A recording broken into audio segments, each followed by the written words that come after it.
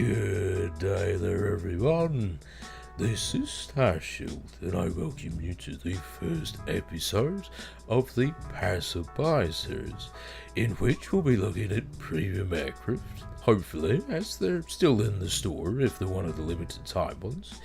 And to start things off, we're going to be looking at the Hurricane IID, and letting you know if it's worth picking up, possibly waiting for a sale when it might be cheaper, or if it's best grabbing either something in Tectri that you can play that has the same playstyle, or perhaps another of its tier, in this case tier 5, premium aircraft that might be more to your liking, that has a similar playstyle. Now, just to preface how these episodes will go, format that is, we'll be starting off in the hangar, looking at the respective aircraft, and in doing so, showing you what pilot I use, because this may sway your outlook on the aircraft. For instance, I have a decent pilot, not necessarily the best, but having aerobatics expert, aerodynamics expert, and engine guru, it's going to turn a bit quicker and accelerate a bit faster than if you'd say run it with a unskilled crew, for those that may not happen to have a pilot of its respective nation. In addition, showcasing the equipment I'm using. Lightweight airframe, which again boosts the turning. I find that helps keep the guns on target a bit longer, which you're probably going to need, being 40mm Vickers. Very derpy they are, which is why we run the reflector sight. So if you don't exactly have the spare coinage to put into reflector sight, this may appear a bit more accurate when we look into the replay. In addition to that, improved covering. I like having my wings operational to keep turning, and the smidge more HP helps. Now furthering on into the format, we'll be looking at a replay, watching chiefly how this thing performs within a match, hopefully undeterred if I can manage a proper replay of that, in addition to how the guns perform, which I find is paramount with vehicles like this.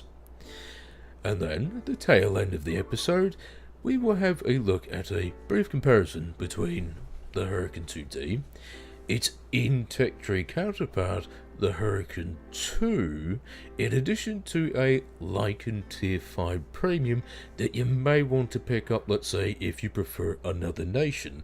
And, for this example, that will be the A6M3 Experimental, which, having 30mm cannons, plays fairly much the same. Now, let's go ahead and go right into that replay and show you just how the Hurricane IID performs. Now, this isn't necessarily ideal or the way you must play the aircraft, it is merely an example. So, let's transition right on to that. And off we trot, and as you can see, we've actually got a Tier 6 battle. Granted, there's only one Tier 6, but all the same, I feel this gives you a good idea of how this performs against other Tier 5s. Now, if you get a Tier 4 battle, predominantly Tier 4, rip the enemy team.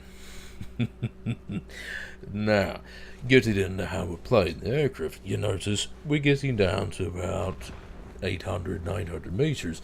That's because you've got an optimal altitude performance of around 900, so if you can help it, staying a bit lower is a good thing, at least to keep your turn rate up and not be stalling out, though that's really only going to happen if you decide to nose up into the sun, which I don't advise for a multitude of reasons, not least of which is because it gets in your eyes and you won't be able to hit anything that way. So, as you can see, we've been popping these boomerangs about every other volley, and it takes off a lot of hit points, but if you get close like we are right now, it's to your detriment. Those 40mm Vickers are out mid-wing, out towards the sides. They're not in the cowling, they're not in the hub, so you need to be especially careful to not get too close. I find the ideal range is probably around 250 to 500 away. too close in, especially if you're right on the 6, it's going to be rather hard to hit things, unless it's a rather tubby target like a bomber or a GAA. Now, we're leaving the command center alone. That's because we've got 2 bombers up top. Could we take out ground targets with these 40 mils? Well, you better believe we could. But who wants to do that whilst we could just derp in and go after these nice, juicy fighters? Keeping constant eye around us to see what would be the most ideal thing to jump on. Now, we've got a multi-roller going on, and look at this. A little 4-second engagement, and we took that poor A5 down to 56 hit points. You will be doing this fairly often if you get aim at all, or better yet, if you get a head-on with a GAA, as we are right now. That buddy's gonna die post-haste. Now, that isn't to say this is gonna happen all the time by any stretch of the imagination. You have to be a decent lead on the shot.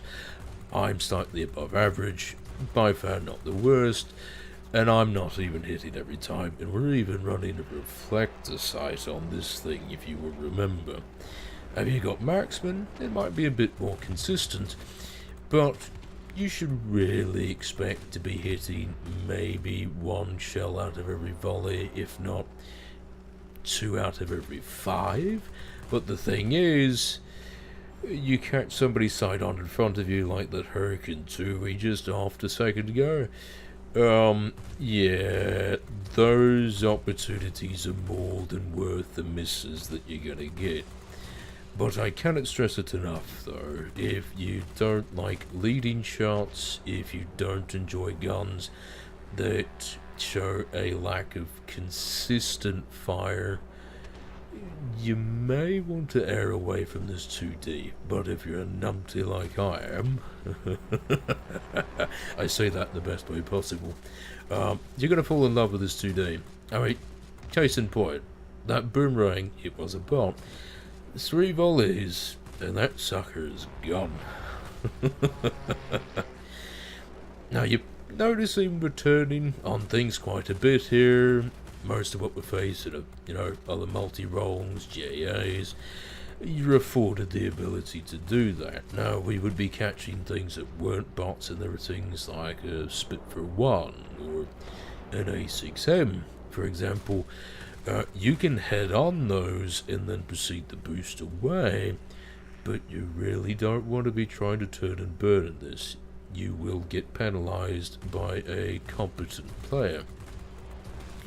But any other time, if you're head on, like that P40, go nuts, go to town, don't bother turning off, and hose the poor sod. Though, and I must point out the individual that states this, with not just a modicum of frequency, but every opportunity he gets, Maz Revenant, good streamer, he will tell you, if there's a GAA, it doesn't matter what you're in, even if you're something like this Hawker Hurricane 2D, never go head on, rather, with a heavy fighter. I accidentally said GAA there. Some GAAs it might be a bad idea, but yes, if you find a heavy fighter, like a BF-110, a P-38, or anything that's got rockets, that's really the only targets you do not want to be going head on with this Hurricane 2D. Anything else, and feel free to let those 40 mils just slaughter them. Because they will. But ideally, do as we have been doing, rather, most of this match is going after GAAs. That is well in this thing's wheelhouse. Or if you find another Hurricane 2D, you know you've got better skills on the pilot, you could probably outturn him, or if you're just getting an angle, like with this fucking Wolf A1, go up underneath, give him a few love taps. That's pretty much what you want to be sticking with this thing.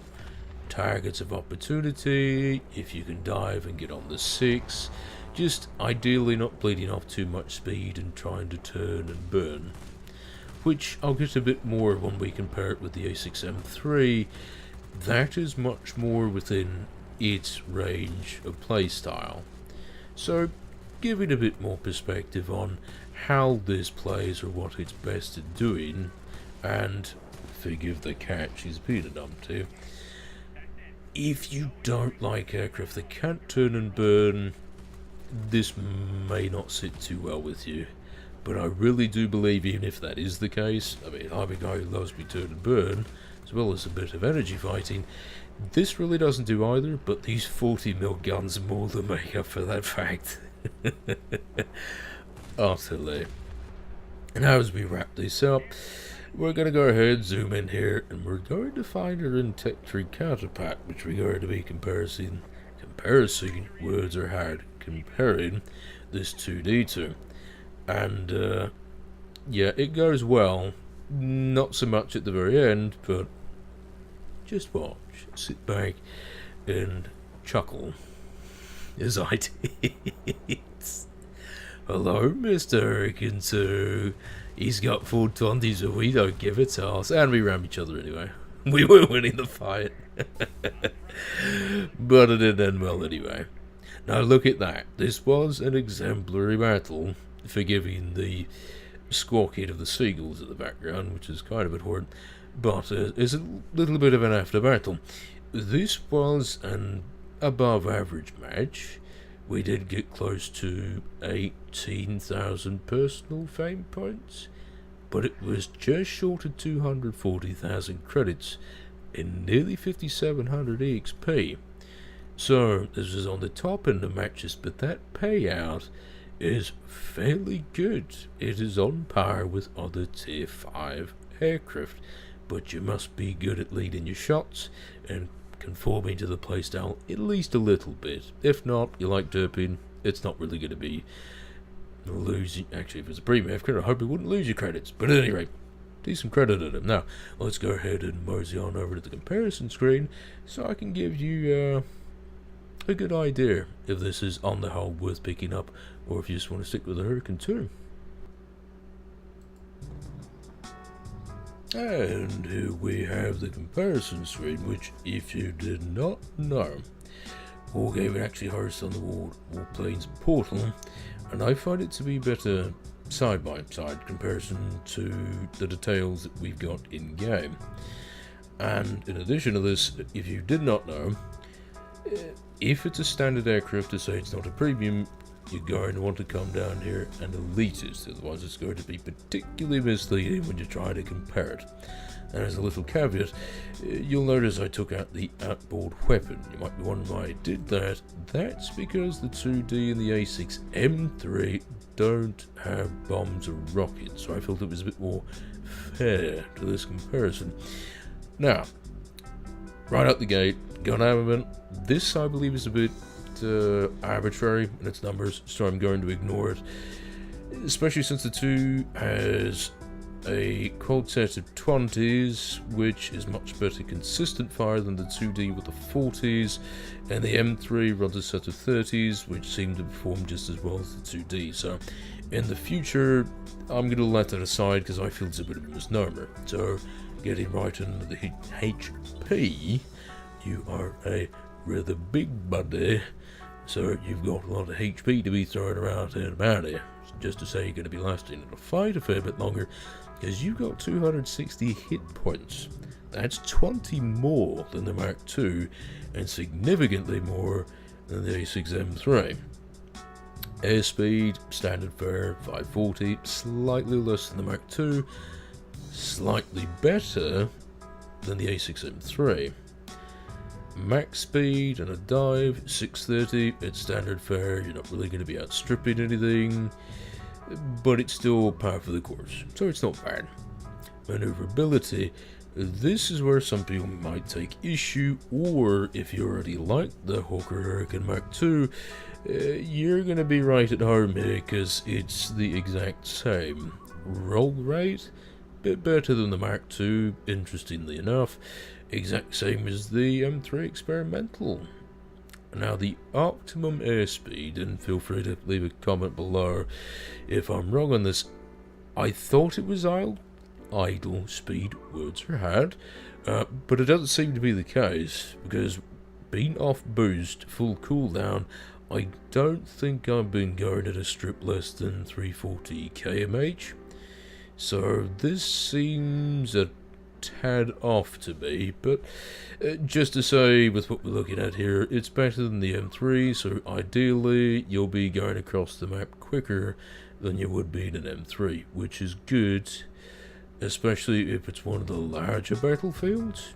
Now the stall speed is higher than the M3. Don't let that fool you though, because the A6 M3 has an incredibly good stall speed. It's very much an outlier, as with a lot of Japanese aircraft, so the stall speed of 120 kmh, it's really not a detriment, so I wouldn't worry about that at all. Now the altitude performance, this is key being a multi-role. Now the Hawker Hurricane II already had a good altitude performance for a multi-role. It wasn't significantly less than a standard fighter, and at tier 5, this is why I feel these are a fair bit more balanced. Things are fairly even across the board, with the exception of, say, heavy fighters or bombers. So 900, it's a comfortable zone for the Hawker Hurricane IID to be capped at, and the A6M3 is a fighter and actually lower optimum altitude performance. Now obviously you're going to have things like the VF-109 Emile, which that thing's something silly like 16 or 1800, so it's well above you, so you're not going to be trying to chase him down. But it's good for a multi-role, or at the very least acceptable. And the rate of climb, this is another part of the course. You're not going to be out climbing anything, but at the same time you're really not going to lag behind.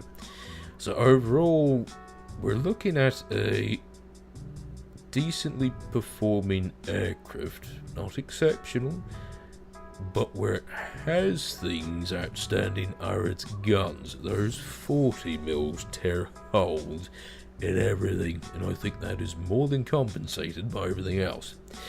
So, just as a picture to paint things very clearly here, if you should pass on getting this or buy it outright, if you like the Hawker Hurricane Mach II, if you like things that have a decent turn rate with a good front heavy armament, you're going to outright love the Hurricane 2D. Do yourself a favour and pick it up. If you just like derping around with big guns, you don't care about anything else at all, you definitely want to pick it up as well. If you don't like having an aircraft that cannot turn and burn, but you still want the better armament, err on getting the A6M3, because with regards to the frontal armament, it's near exact same as the 2D. You've got less hit points, but you're going to be able to outturn things. You're going to want to leave the 2D off to the side and pick yourself up an A6M3 instead.